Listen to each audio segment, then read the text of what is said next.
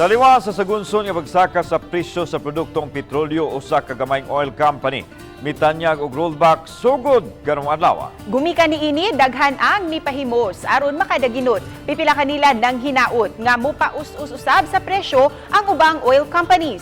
Ang detalye ni Nico Sereno. Sayo pa lang daghan ang midayon ni ining gas station sa poblasyon oksidental sa Konsolasyon. Ang small oil player mianunsyo nga ang kumpanya ug ang tanang branches nationwide mupatuman og rollback sa presyo. 3 pesos and 60 centavos kada litro sa gasolina ug 5 pesos and 85 centavos kada litro sa diesel ang ilang rollback. Ang uban nga mga motorista sama ni Bernard nga tagalaing lungsod tuyong miadto aron makabarato sa presyo. May na lang maka-save. Oh, kay kung full tank, mag-full tank ka, dako na amount. Ma-save nimo. May na lang.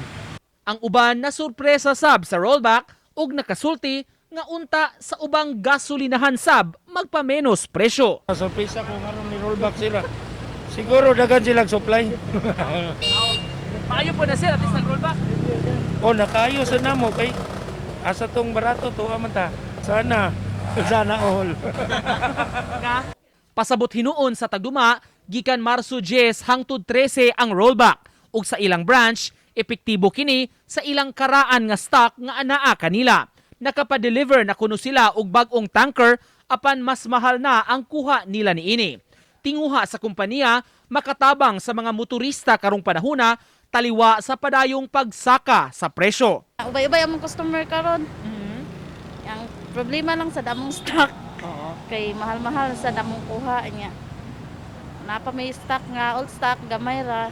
Pero kay kahurot ato, amo na lang ibalik sa kuan sa presyo jud namo kay alkansi man sa Uban ni Marlon Melgazo, Nico Sereno. Balitang Bisdak.